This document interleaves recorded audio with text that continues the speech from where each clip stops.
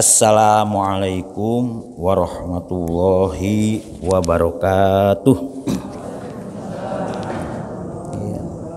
Monggo sebelum kita teruskan lagi rutinitas kita, diawali dulu dengan doa bersama, sama-sama membaca suratul Fatihah dengan harapan mudah-mudahan kita selalu diberi kesehatan ya, hidup yang bermanfaat ya, dan mudah-mudahan anak cucu kita betul-betul menjadi anak-anak yang solih dan solihah. Liridho ilahi ta'ala wa hususan manizam aba'ana wa ummahatin wa jannah wa auladana wa talamidana bibarakati suratil Fatihah. A'udzubillahi minasyaitonir rajim. Bismillahirrahmanirrahim. Iyyaka na'budu wa iyyaka nasta'in. Ihdinas siratal mustaqim, siratal ladzina an'amta 'alaihim ghairil maghdubi 'alaihim waladdallin. Bismillah, alhamdulillah, la haula wala quwwata illa billah. Asyhadu alla ilaha illallah wahdahu la syarikalah wa asyhadu anna sayyidana Muhammadan abduhu wa rasuluhu la nabiyya ba'dah. Amma ba', alhamdulillah para ibu, para bapak, kita sekarang memasuki hari kedua bulan Ramadan 1442 Hijriah. Tetap kita harus jaga protokol Bu ya, protokol kesehatan kita pun supe. Nah, sebab ini masih rodo ini wah senaos sudah divaksin, yang sudah divaksin kadang-kadang kurang. Vaksin ini sebagai ikhtiar lahir ya, ikhtiar batinnya ya tetap kita berdoa mohon pada Gusti Allah ya. Dan tidak perlu ada teh Bu ya, biasanya ada teh, ini kan enggak pernah. Tehnya sudah tadi, katanya yang bagus kalau sahur enggak boleh minum teh Bu ya. Yang bagus itu air putih hangat ya, air susu yang bagus. Nah, beberapa hal yang terkait dengan bulan Ramadan ini yang perlu Bapak dan Ibu pirsani ya, bahwa bulan Ramadan ini kan bulan mubarak ya, bulan yang penuh berkah ya, dan bulan maghfirah, bulan dan penuh ampunan. Nah, yang paling susah ini memberi ampunan kepada orang yang pernah menyakiti Bu ya, itu yang paling abot. Nah kalau panjenengan saged ngelakoni itu baru istimewa, baru istimewa. Memberi maaf kepada orang yang pernah menyakiti itu paling istimewa. Nah kita teruskan malih nggih. Minggu yang lalu kita sudah sampai kepada nakalan lima baina yadaiha wa ma khalfaha wa mau'idatal lil muttaqin. Nah, pepeling apa yang dijelaskan oleh Gusti Allah tentang Bani Israil itu kita tetap itu merupakan mau'idhah lil muttaqin, merupakan pembelajaran bagi orang-orang yang bertakwa. Nah ini juga masih menjelaskan tentang Bani Israil ya. Nah ini sekarang masuk ke ayat penyembelihan sapi.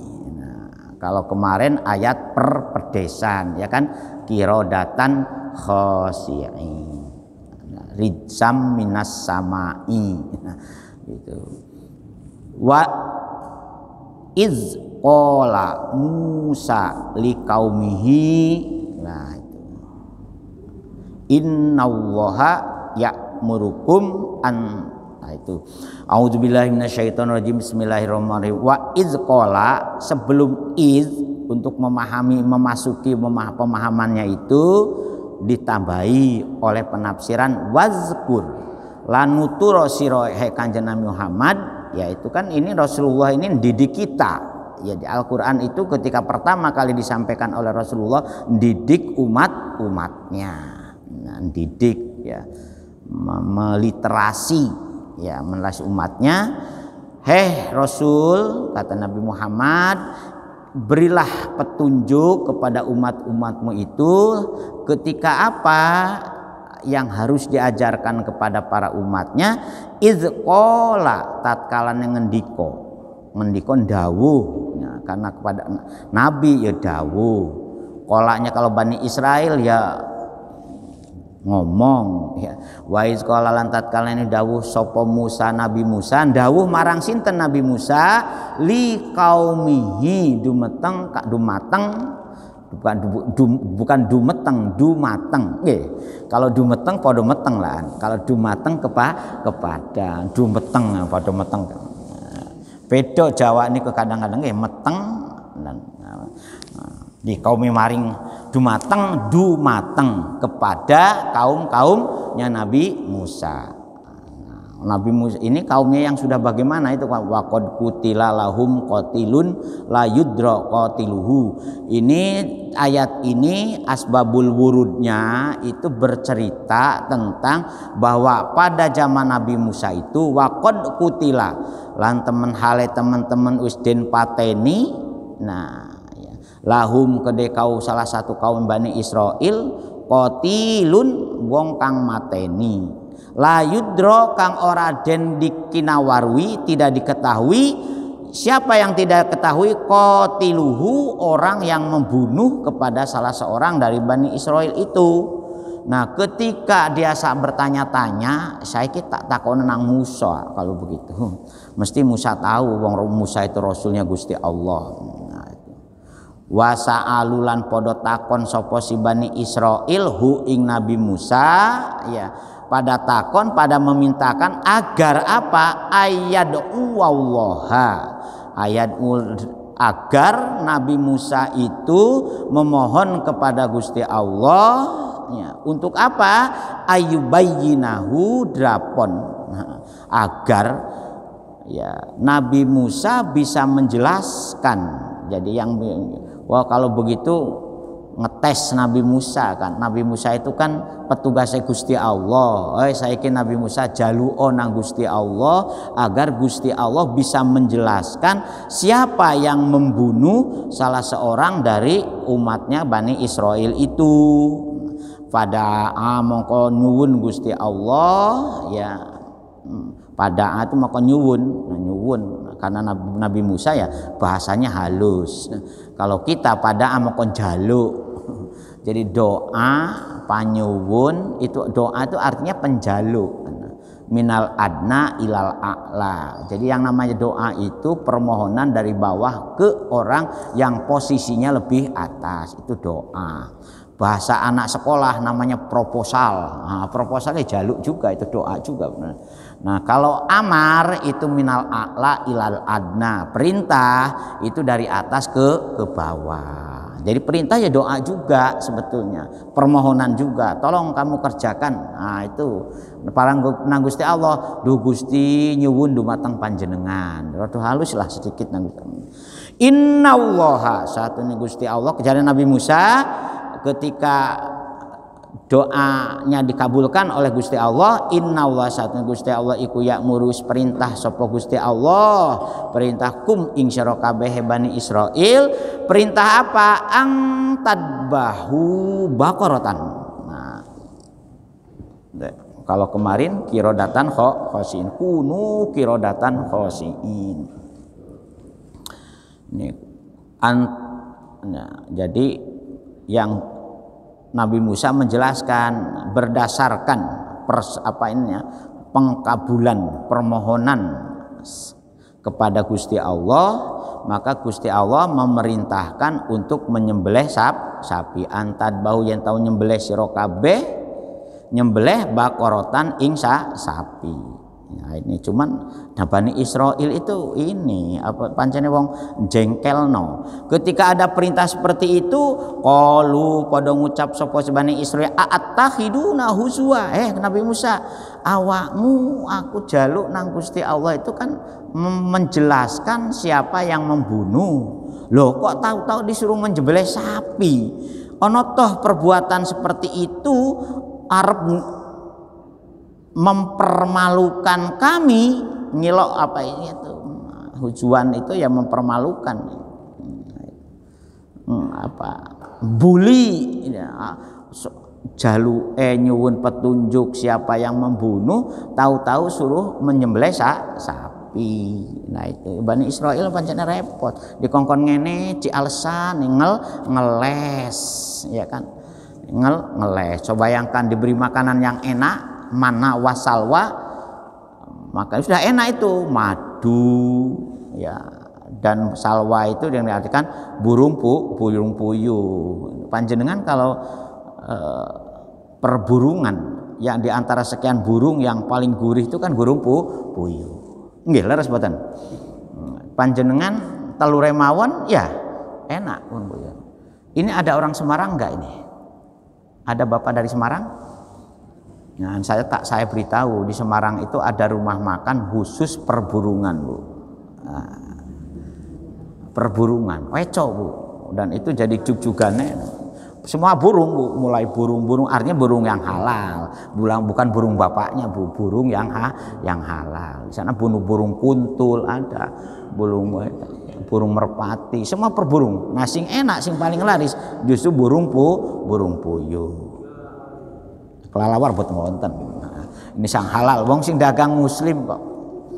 Ya, wecok, Bu, itu di Semarang. Jenengan kalau Semarang arah ke Kendal, nah itu tak tunjukkan arahnya. Kalau panjenengan ke Ngilen, ke Semarang, arah ke Kendal itu sebelah kiri itu ada gardu ya. Nah itu warungnya kalau dari sini sebelah kanan, tapi kalau dari barat itu ketulis iwak burung, rumah makan iwak burung. Saniki pun itu ecok, Bu. Nah atau di Manyar, Bu. Cuman Manyar itu tahu Manyar, Bu, nggih? Arah ke Sedayu sebelum jembatan Sungai Bengawan Solo. Kalau dari sini kanan jalan, cuman bukannya niku dalu. Dalu mulai menjelang. Biasanya kalau menjelang puasa ini ramai di situ burung, cuman burungnya di situ tidak terlalu tidak terlalu elit. Burungnya burung ini. Kalau di Semarang itu wah luar biasa. Yang makan itu banyak ya, dari kelas ya sampai kelas menteri makan di situ. Dan tidak mahal. Nah, kok nggak permakanan kok tahu saja namanya innallaha ya'murukum an tadbahul baqarah. Qalu atakhiduna huzwa. Ana to sira kabeh Bani Israil Nabi Musa ya. Jarene si Bani Israil itu. Kenapa Nabi Musa kau suruh menyembelih? Apakah dengan menyembelih ini kamu mau mempermalukan saya atau mau mau bully saya? Mahzuan tegese ngilokno mahjuan itu yang haisuna nujibuna ya bimisli zalika, dengan adanya perintah menyembelih sapi itu seolah-olah kalau menurut Bani Israil pemahamannya Nabi Musa menjawab qala maka ngendika sapa Nabi Musa a'udzubillah an akuna minal jahilan. Umatku sadaro sira bahwa saya ini tidak termasuk orang-orang yang mempermalukan kalian, dan insya Allah saya ini bukan bagian dari orang-orang jahil. Nah, berarti Nabi Musa itu ya secara tidak langsung jengkel juga. Awakmu dikongkon ngene ya ngene, dikon mangan manu tadi minta, duh Gusti nyuwun wakisai wa ba'adasiha, justru minta sayur-sayuran di seolah-olah di tanah yang tandus kan sulit gitu loh. Tahu-tahu kan Gusti Allah masih memberi ya sak rewel-rewelku ya tetap umatku kata Gusti. Nah, ya dituruti. Bagaimana makan timun, makan bawang merah, bawang putih, kan kacang adas ya. Tapi kamu harus hijrah. Nah itu ingat-ingat, Bu. Jadi rewelnya Bani Israil begitu juga gini, ingin tahu siapa yang membunuh orang itu ya, tahu-taunya justru ketika supaya tahu siapa yang membunuh ya, karena nanti sapi yang disuruh menyembelih itu oleh Gusti Allah, sebagian dari sapi itu disuruh dipukulkan ke mayit. Nabi Musa bersumpah a'udzubillahi an akuna minal jahilin. Bani Israil aku iki ya, an akuna aku iki ora termasuk orang-orang yang jahil kaya awakmu. Maksudnya jahil itu mustahjiina. Nah, palama alimu anahu azmun. Qalu moko ngucap sapa Bani Israil ud'u lana, ngetes lagi nih. Kala ngucap sapa ud'u nyuwuna sira Nabi Musa ya lana karena kita nyuwun marang sinten robbaka maring pangeran ira nyuwun apa yubayyin mongko jelasaken sapa Gusti Allah lana maring kita mahi sapi kaya nopo yang harus saya sembelih itu. Wah, ya, bayangkan rewelnya Bani Israil. Sudah sumur sapi sampai-sampai ada hadis ada hadis seandainya Bani Israil tidak banyak tanya sapi model apapun boleh disembelih. Tetapi karena repel sapi model koyo opo, rupane koyo opo, jenisnya koyo opo, sapi betinanya itu. Nah, dan akhirnya tapi ketemu sapinya dan ketemunya juga nanti di istimewa. Qalu du'ulana rabbaka yubayyilana mahi, dijawab oleh Nabi Musa. Qala ngendika sapa Nabi Musa ya innahu satunu Gusti Allah iku yang kulu dawuh sapa Gusti Allah innaha satune sapi baqaratun sapi wedo ya, sapi beti. Nah, sapi betina yang seperti apalah faridun wala bikrun, ora tua umure lan ora nombak, ora ono banget awanun baina zalika, sapi yang kira-kira tidak terlalu tua dan juga tidak terlalu muda. Nah itu sapi nopo Bu niku? Kalau sapi tua rumputnya rumput ya supaya tetap gemuk. Makanya ngapunten ini sering dijadikan guyonan ini. Sapi itu simbol golek bojo. Makanya kalau ke bojo kalau wis tuwe ojo sampai golek sapi tuwa. Panganane sing enom. Makanya namanya bojo itu mesti bojo enom yang kedua itu. Itu nakale bapak-bapak. Karena alasannya usia 60 bapak-bapak itu ci iso melahirkan anak, si iso nandur benihnya. Tapi ibu-ibu jangankan 60 45 saja sudah dianggap usia resiko. Ya. Dableknya kadang-kadang disalah tafsirkan ayat ini. Oh kalau ngono golek sapi enom ae, aja sapi tuwa. Karena apa? Sapi enom panganane rumput tua ora apa-apa, tapi sapi tua panganane rumput enom. Itu dablek ya. Nah, makanya bapak-bapak pun dablek Pak nggih. Pun pados rumput enom. Fa'alu mongko agawe sira kabeh Bani Israil ma ing perintah ya ma ing barang tu maruna kang wis den perintaaken ing sira kabeh diperintahkan mindabhiha saking menyembelih sapi. Setelah tahu sapinya perempuan tanya lagi itu gak mantep sapi perempuan sing model apa coba rangkan. Qalu mongko pudang ngucap sapa Nabi Israil un'u Nabi Musa donga sir panjenengan lana marang kita donga nyuwun jaluk ya. Nah karena Bani Israil ya bahasanya jaluk ya ora apa-apa. Rabbaka maring pangeran ira ya pangerane Nabi Musa yaitu Allah Subhanahu wa taala.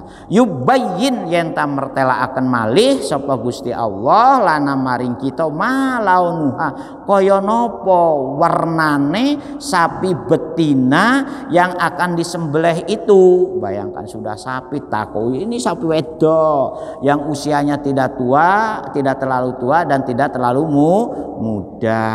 Takok meneh kalau ngono sapine rupane kados nopo? Karena sapi itu macam-macam kan, ada sapi ireng, ada sapi, cuman kebanyakan sapi itu kuningan. Nah, berbeda dengan kebo. kebo. Ya, kalau daerah Jawa Tengah senengane kebo, daerah Kudus, daerah Demak. Kebo. Kebo itu ada namanya kebo bule.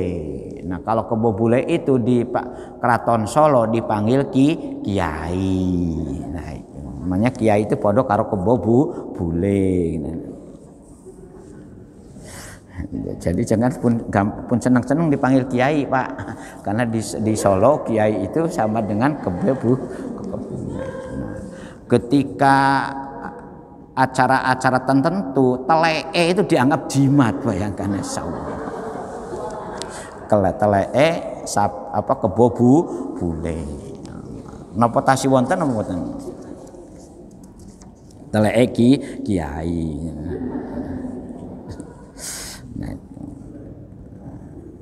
Teletong nggih. Dan teletong sapi itu istimewa. Teletong sapi itu bisa dijadikan alat untuk membuat kendi. Jadi hati-hati Bu beli kendi itu. Jangan-jangan kendi itu karena semakin diulet dengan teletong sapi, maka kekenyalan tanah liatnya itu akan semakin bagus. Dan itu bukan cerita lama, bahkan cerita baru, itu cerita lama sampai dibahas oleh para ulama itu. Kalau begitu kendinya halal apa tidak? Nah, halal Bu, ternyata para ulama halalkan. Atau dibuat alat bahan peledak yang paling bagus menurut teroris itu campuran teletong sapi. Hati-hati Bu, perteletongan sapi.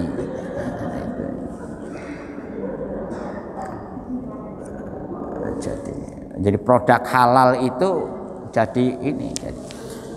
Yubayyilana ma launuha kados napa warnane sapi yang akbaqarah itu. Kala mangkan ngendika sapa Nabi Musa, innahu satune Gusti Allah iku yaqulu dawuh sapa Gusti Allah, innaha satuhune utawi sapi betina kang wedok baqaratun safraun faqiun launuha tasurun nadirin.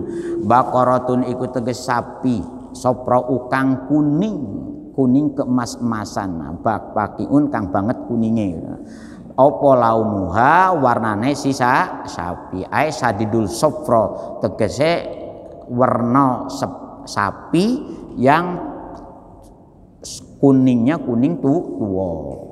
Tasurun nadirin, di samping kuning tua tur nyenengaken wong-wong sing delok sapi itu ya. Jadi sapi itu Bu, kalau orang yang ahli peternakan itu kadang-kadang ada sapi yang memang ini bagus rupanya itu, yang harganya ya juga mahal ya.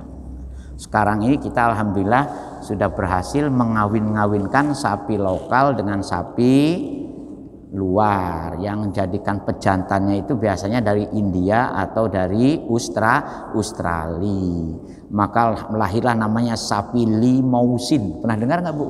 Ya, sapi dengan limousin itu, wah luar biasa gedenya itu. Biasanya presiden mulai dari Pak Harto ngantos Pak Jokowi tiap Idul Kurban itu selalu mencari sapi yang paling besar, yang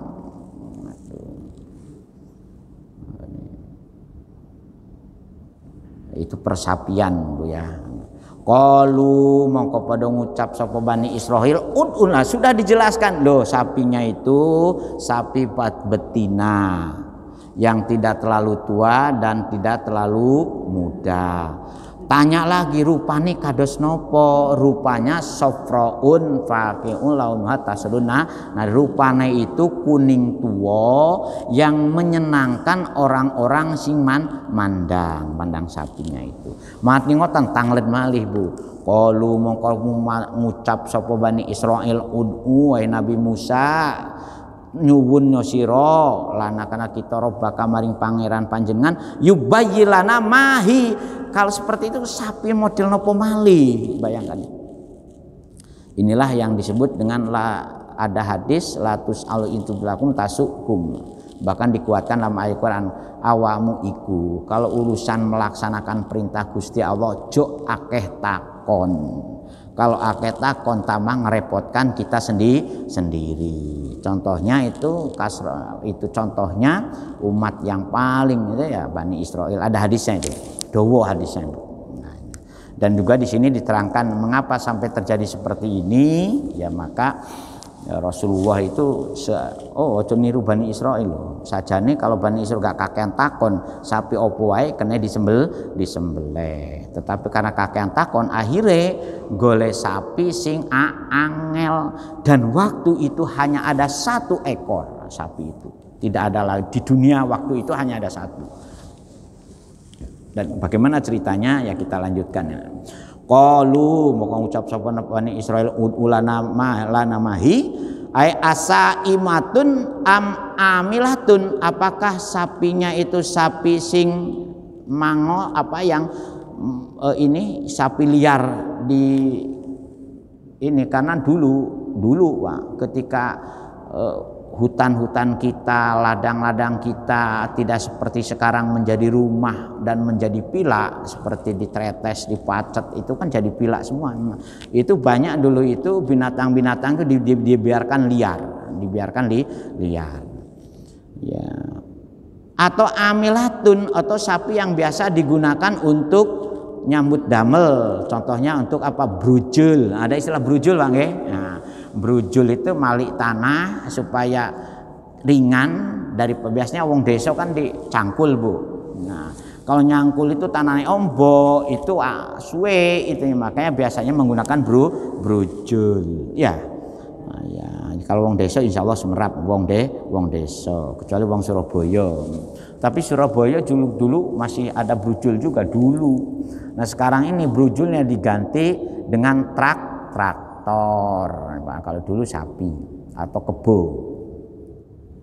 Qalu gitu ya, itu ini asaimatun sapi yang dibiarkan liar, atau amilatun utawa sapi yang biasa digunakan untuk nyambut gawe. Innal baqara katanya, innal baqara satune sapi betina itu jinsuhu jenise sapi betina yang warnanya kuning tua itu, yang tasurun nadirin tasabaha alaina ya tuh. Wa inna insyaallah lamu tadun kaiki kok apa namanya sapi yang kamu inginkan tetap Gusti Allah. Nah ini seandainya katanya hadis itu, seandainya Bani Israil itu tidak menggunakan kata-kata insya Allah la muhtadun, ini kan ungkapannya Bani Israil dijelaskan ke kita, sama dengan ungkapannya iblis. Seandainya iblis itu tidak bersumpah wallahi di hadapan Nabi Adam, maka Nabi Adam itu ora terbuai. Begitu juga Nabi Musa, seandainya Bani Israil itu tidak menambah ungkapannya dengan insya Allah la muhtadun, kalau iblis itu wallahi laminan nasihin kan itu. Demi Allah wahai Nabi Adam, aku iki termasuk wong-wong sing bagian dari yang memberi nasihat. Nah Bani Israil juga begitu. Seandainya Bani Israil itu tidak bersumpah insya Allah la muhtadun, maka Nabi Musa saja ini sudah jengkel. Nah makanya dijelaskan ini, indaiha fil hadis laulam yastasnuna lama yubayinat lahum akhiru abana. Seandainya tidak menggunakan kata-kata insya Allah yang diungkapkan oleh Bani Israil, sajane Nabi Musa itu sudah pegel jengkel. Maka jengkel itu boleh Bu ya, tetapi jengkelnya para nabi itu luar biasa sabarnya. Makanya kalau kita ini dibully, dilecehno pun ngantos emosi. Nah, ya sebab apa? Kita nyontoh kepada para nabi. Kados nopon mawon diilokno, bayangkan Nabi Musa itu oleh Bani Israil itu kurang apa? Nabi Musa menyelamatkan Bani Israil ketika mereka hidup di padang yang panas, nyuwun supaya ada iub-iuban, maka oleh Gusti Allah dibikin mendung tipis-tipis sehingga matahari tidak menyengat. Di saat pingin panganan disediakno, di saat kehausan dengan mujizatnya Nabi Musa, tongkatnya itu dipukulkan maka mancurlah 12 mata air sesuai dengan banyaknya kabilah-kabilah di Bani Israel itu. Itu sudah dituruti semua. Baqarah juga begitu, sudah tahu, ditakok meneh. Innahu yaqulu innaha baqaratun la dalulun tusilul ardo. Nah itu wala taskil haras. Sapi model apa? Dijelaskan kembali. Kala ngendika sapa Nabi Musa, innahu insatun Gusti Allah iku yaqulun dawuh sapa Gusti Allah, innaha satuhune sapi yang dijaluk oleh awakmu sing aneh-aneh itu yaitu apa? Baqaratun iku sapi kang ora dalulun kang ora ino. Jadi sapi maksudnya ora ino ini sapi yang tidak digunakan untuk baja, untuk bekerja. Ada artinya sapi kereman atau sapi cem-ceman. Makanya ada istilah cem-ceman ya, hati-hati ibu-ibu. Jangan-jangan bapaknya punya cem-ceman, ini bahaya juga ini. Tusilul ardo, ya sapi yang tidak digunakan untuk mulak-malik tanah, yaitu saya katakan tadi brujul. Tusiru itu diartikan tuqallibuha, bolak-balik, liziroati karena untuk pertanian gitu. Wala taskil hars, dan juga bukan sapi yang digunakan untuk nyirami banyu. Ya biasanya di tanah-tanah kering, di desa-desa itu kalau dulu musim kemarau khususnya sapi itu juga digunakan untuk ngangkat banyu dari lembah utawa dari kali, yaitu musallamatun artinya sapi yang memang utuh, selamat ya, minal uyubi wa asaril amali, dan tegese sapi yang betul-betul mulus lah bahasa itunya Bu nggih, mulus la syatan fiha ya. Nah kalau sudah seperti itu, qalu moko padha ngucap sapa Bani Israil, al-ana utawi saniki iku jita panjenengan sudah menjelaskan kepada kami bil haqi dengan bener. Wah luar biasa. Nah setelah itu pada bahu mongko padha nyembelih sapa Bani Israil ha ing Baqarah wa makadu yaf'alun, lan ola padha arep sapa Bani Israil iku ya menjadi ini. Nah itu ceritanya kan begini ya, ketika ada orang yang mati yang tidak tahu siapa yang membunuhnya, podo usrek, podo umma, tidak dimakamkan, ditakoni dulu siapa yang membunuh orang ini. Konon ceritanya menurut satu riwayat itu kan ada 3 orang, satu keluarga 3 orang, yang satu kaya raya ya, yang satu lagi ahli iri. Nah, yang satu lagi ahli ibadah ceritanya. Ahli ibadah dan ahli berjuang. Nah, yang ahli ibadah, ahli berjuang ini kepada anak-anaknya itu tidak mewarisi apa-apa kecuali hanya 1 ekor sapi, ceritakan itu. Nah, sedangkan yang 2 ini selalu berebut iri-irian terkait dengan masalah serakahnya urusan dunia. Nah sing kaya ini ceritanya berbesanan dengan saudaranya yang satu yang ahli iri itu. Nah akhirnya si anaknya ini, si mantunya ini saking kepingin serakahnya juga membunuh mertuanya, kan itu ceritanya itu. Nah akhirnya Gusti Allah itu untuk memberitahu siapa yang membunuh. Nah, orang yang membunuh itu mengalibikan diri seolah-olah dia itu tidak melakukan apa-apa. Kumpul maling teriak maling, pembunuh teriak bunuh, itu loh bahasanya itu. Nah, setelah sekian lama seret, akhirnya turunlah perintah agar menyembelih sapi.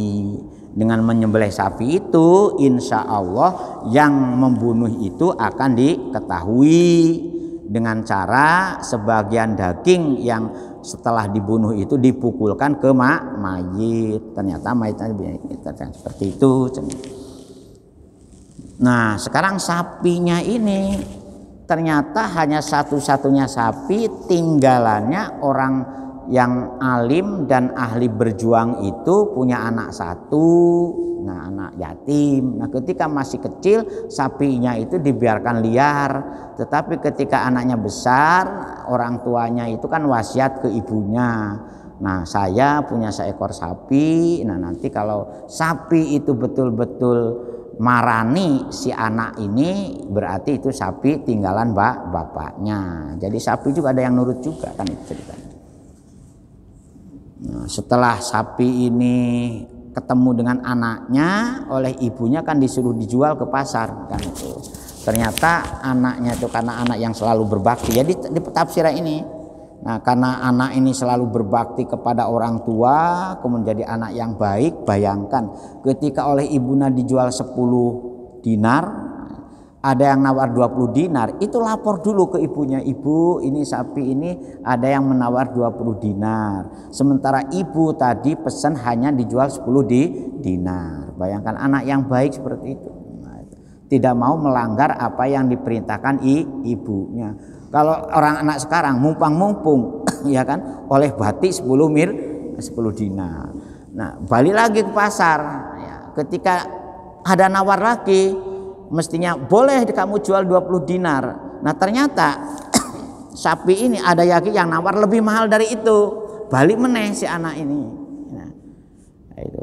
Bu, sekarang ditawar 2 kali lipatnya, bukan hanya 20 dinar tetapi 40 dinar. Oleh ibu, ya gak apa-apa awakmu jual 40 dinar, tetapi ketika 40 dinar tahu ada perintah oleh Gusti Allah untuk menyembelih sapi kepada Bani Israel, ya, dan sapi yang dicari oleh Bani Israel persis sapi yang dimiliki oleh anak yatim tinggalan bapaknya, yang bapaknya ahli ibadah dan ahli berjuang itu. Akhirnya diregani apa? Diregani emas seberat sapi itu. Akhirnya jadi kaya raya, bisa mengalahkan kekayaan dulurnya yang satu sangat kaya, yang satu lagi punya harta tetapi punya sifat iri. Nah, yang ini kebetulan waktu itu orang tuanya kan miskin secara ekonomi tapi kaya secara ibadah dan perjuangan. Makanya biasanya kiai-kiai dulu menjelaskan ayat ini kaitannya juga dengan bagaimana kalau kita ingin punya anak yang baik, ingin punya cucu yang baik, sekalipun kita secara ekonomi tidak mapan, kalau kita berjuang demi Gusti Allah, insya Allah anak putunya itu dijamin oleh Gusti Allah. Mengambil iktibar, mengambil mau'idoh dari ayat sapi ini. Nah, akhirnya si ibunya dengan anaknya itu luar biasa menjadi orang yang kaya. Tetapi karena sudah dididik ahli ibadah, ahli berjuang, kekayaan yang dari hasil sapi itu ya tidak dijadikan untuk poya-poya, yaitu dijadikan lagi untuk ibadah yang lebih sempurna dari apa yang dilakukan selama ini oleh anaknya dan ibunya itu kalau anak yang soleh. Makanya di belakang ayat-ayat ini, nah itu ada doa Nabi Zakaria dan Nabi Ibrahim terkait bagaimana supaya kita ini bisa menyelamatkan anak-anak kita. Jadi anak-anak itu ternyata jangan diluluh oleh harta, justru diluluh oleh keprihatinan. Nah itu kalau diluluh oleh harta ternyata iso ngelunjak, ngertos ngelunjak nggih, berani nang wong tuwa. Tetapi kalau dilatih keprihatinan, insya Allah anak itu bisa mengikuti jejak perjuangan.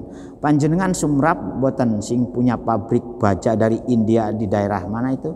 Sepanjang itu Ispatindo. Itu kan satu-satunya pabrik baja yang pertama dia miliki di luar India. Di Indianya dia bukan sebagai pengusaha baja, Ispatindo itu. Tapi jenengan sudah baca sekarang bagaimana cerita pemilik baja Ispatindo itu menjadi orang yang terkaya di India.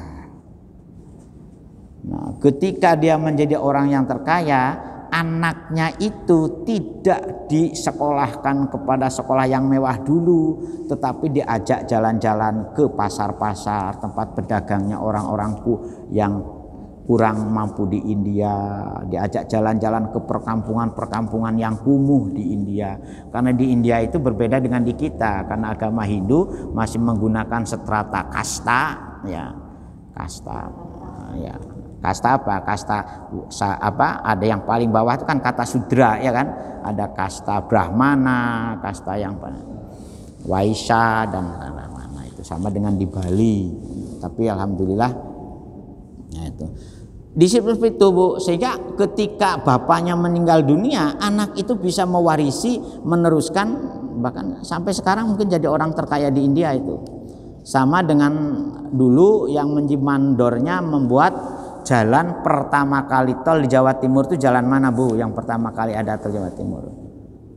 Perak sampai Gempol. Pemborongnya dulu kan orang Korea, RSCA tahun 80-an, ingat saya. Nah, begitu dia berhasil membuat jalan, kan pernah jadi presiden itu, jadi anak ya, dulu itu yang ditugaskan menjadi pimpro, istilahnya kan pimpinan proyek kan. Jadi presiden di ini. Artinya kalau melihat seperti ini, memang anak dilatih dengan keprihatinan, dengan penuh perjuangan, ibunya selalu berdoa. Ternyata anak itu kan jujur. Ya, sama seperti halnya Syekh Abdul Qadir Jailani itu kan begitu. Oleh ibunya dididik, kamu tidak boleh berbohong, ya. Ketika dia mau nuntut ilmu, di tengah perjalanan ketemu begal, dia tanya, kamu bawa apa? Ya bawa sangu untuk nuntut ilmu. Berapa? Sangu itu dijelentrehkan kepada begal. Ini sak meten, ini titipan. Nah, kenapa kamu kok bisa menjelaskan seperti itu? Karena saya disuruh jujur oleh ibu. Akhirnya jadilah orang seperti Syekh Abdul Qadir Jailani yang hampir setiap hari oleh manusia seluruh dunia beliau selalu dibacakan Fatihah. Kita sendiri kalau tahlil, ya, apalagi kalau punya jaringan-jaringan perguruan thariqah, itu mesti sandaran salah satu Fatihah itu mesti kepada Syekh Abdul Qadir Jailani. Nah ini juga gitu. Ya, akhirnya karena menurut jenengan kacang olah adoh saka lan jarane, ya kan? Terus apalagi buah tiba, ya ceblok ora adoh saka witane, kan ngoten itu. Nah ini juga gitu, anak yang ahli berjuang berbeda dengan dua anak itu masih saudara, sepertiga orang itu masih saudara. Tapi yang satu orang tuanya jadi pejuang dan ahli ibadah, yang satu lagi memang diuji kaya raya luar biasa, yang satu lagi ya kaya raya tetapi ahli fitnah, ahli iri, ahli dengki. Sampai ketika ingin menguasai harta dulurnya, akhirnya dua tega membunuh kan itu. Ngoten serius nggih. Nah, karena bulan puasa barangkali ada yang mau usul-usul, monggo. Nah, kita lanjutkan lagi wa idza qataltum nafsan. Nah, itu setelah untuk ayat berikutnya ya. Nah, jadi ini memang ini sekali, Bu. Jadi makanya ayat ini oleh Gusti Allah wa mauidatan lil muttaqin. Jadi cerita-cerita tentang bagaimana Gusti Allah menjelaskan kahananipun Bani Israel memang untuk jadi iktibar bagi kita. Dan sampai sekarang Bani Israel itu luar biasa, diberi semacam pengeluluh oleh Gusti Allah itu, urusan dunia terutama itu luar biasa. Saya sudah menyebut 2 minggu yang lalu sudah menyampaikan bahwa Bani Israel itu kelompok manusia di dunia sekarang ini yang bisa meminit nafsu menjadi sumber ekonomi, yang bisa meminit kebohongan juga menjadi sumber pendapatan. Bayangkan ya. Medsos itu kan sebetulnya teknologi kebohongan, tetapi menjadi pendapatan. Akhirnya kita terbuai semua, terayu semua. Karena kualitas keaslian dan kebenaran berita dan cerita di medsos itu perlu dipertanyakan. Apalagi kalau sudah mengedit, memotong-motong berita-berita yang membuat provokatif. Maka berbijaklah kita menggunakan medsos, terutama untuk anak-anak kita. Monggo kalau tidak ada kita tutup. Ada boten? Nah, monggo Pak. Nyantai mawon poso-poso ini ya, monggo.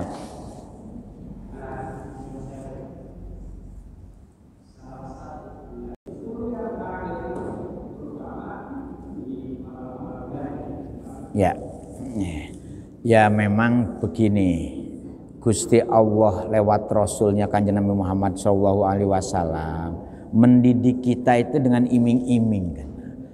Untuk bisa rajin itu biasanya dengan iming-iming. Itu kalau nun sewu itu kalau kelas TK Pak. Sama dengan kalau panjenengan ingin merajinkan anaknya iming-iming kayak permen, kayak hadiah ini, nanti kalau rajin hadiah ini. Tetapi kalau seperti panjenengan semua mestinya tidak terikat dengan itu lagi. Karena jenengan sudah rajin, sudah istiqomah, terikatnya dengan inna sholati wa nusuki wa mahyaya wa mamati lillahi rabbil alamin. Mestinya terikatnya dengan itu. Babah oleh Lailatul Qadar, babah oleh Lailatul Qadar, babah Lailatul susah umumnya. Tapi sudah menyerahkan semuanya kepada kehendak Allah. Enak Pak itu. Makanya nun sewu ini sedikit saya ngutip pendapatnya ulama tasawuf. Sakjane kan setiap orang itu kan sudah ada itunya sendiri-sendiri sebetulnya. Sudah ada kullu syai'in ala syakilatih di dalam Al-Qur'an. Sudah ada jalannya sendiri-sendiri sebetulnya. Makanya kan doa kita Allahumma antas salam wa minkas salam wa ilaika ya'udus salam wa hayna rabbana wadkhilna jannata darussalam. Nah, satu. Yang kedua yang harus kita pahami itu sebetulnya mendidik cinta, Pak. Ya. Dari tadinya terpaksa karena diiming-iming, di atas terpaksa itu biasanya cinta. Dalilnya kan gampang kalau bapak-bapak. Mulanya biasa-biasa saja, akhirnya hamil juga, kan itu nggih. Kalau dijodohkan ben kan biasa-biasa saja, gak pate seneng macam-macam dijodohno akhirnya kumpul. Nah, setelah kumpul akhirnya hamil juga. Kalau hamil berarti seneng kan itu. Jadi itu sebetulnya menaikkan derajat ibadah kita dari tadinya diiming-iming menjadi cinta. Mahabbah. Nah, makanya dalam ilmu tasawuf itu ada namanya makom.